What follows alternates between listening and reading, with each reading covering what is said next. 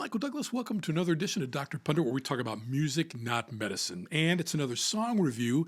And I really chose this song because I distinctly remember being a junior in high school, the spring of 1985, when this song hit the top 10, March of that year, 40 years ago. I'm talking about the smash Too Late for Goodbyes by Julian Lennon, and why he says it was never about his father, John. Arguably, of course, it's the more successful of the two singles he released from his debut solo album, Velotte. It was a follow-up to the top 10 number 9 hit, Title Cut.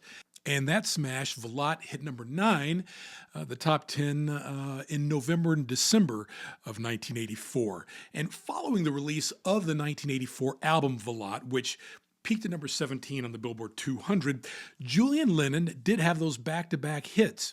And he remembered his kind of inspiration for the bigger hit, Too Late for Goodbyes. I had an old reel-to-reel Fostex in my first flat or apartment in London, which was in Kensington. I remember just being in my living room. It was on the top floor walk-up of 6 flights. I just remember sitting there with a keyboard and writing this track. Featuring legendary Belgian jazz musician Jean Toots Thielmans on harmonica and written entirely by Lennon, the lyrics come to terms with the end of a relationship.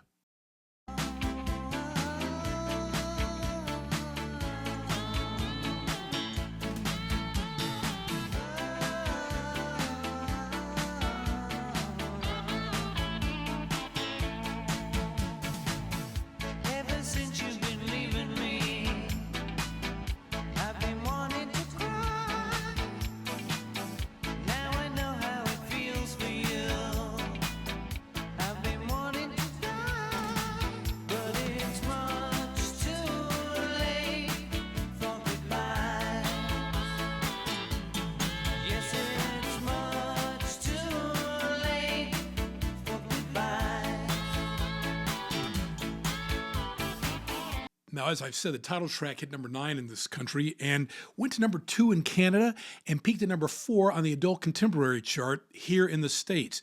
And despite what listeners may have speculated, Too Late for Goodbyes was never about his relationship with his father, John Lennon.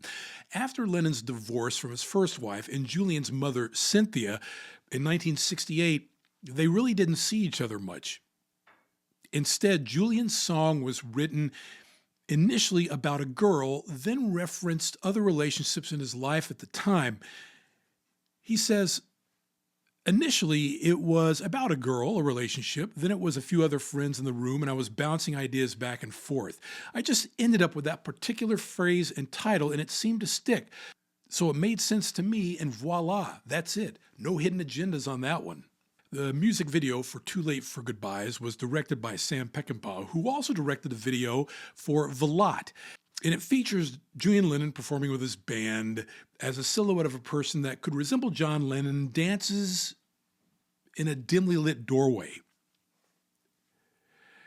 Says Julian, the early days of MTV certainly had a tremendous effect on most everybody at that point in time, because that's when I felt the industry was a bit more exciting, because you really did in those days look forward to not only the latest new songs that were coming out by your favorite artists, but you wanted to see what they looked like. And sometimes that was the closest you were going to get if you couldn't go to their shows. After the release of Velotte, Lennon released The Secret Value of Daydreaming in 1986, which, by the way, I think is a better album. And in 1989, he released the album Mr. Jordan, featuring the hit Now You're in Heaven. Now, a few years later, Lennon released his 4th album, Help Yourself, in 1991, along with Photograph Smile in 1998 and Everything Changes in 2011. In 2022, Lennon also released his 7th album, Jude, featuring an image of him as a child on the cover, taken by May Pang in 1974. So if you think that the song talked about the relationship that he wishes he could have had with his father, no dice, straight from the man himself, on the 40th anniversary of that smash hitting the top 10 in the United States, Too Late for Goodbyes by Julian Lennon. I'm Michael Douglas, and if you like what you see here on Dr. Pundit, please don't hesitate to like and subscribe. It helps the algorithm, pushes this episode out to people who have yet to find out and know what you know, that this channel exists and you keep coming back for its content. And as the late great Barry White always used to say, let the music play, and I'll see you on the next episode.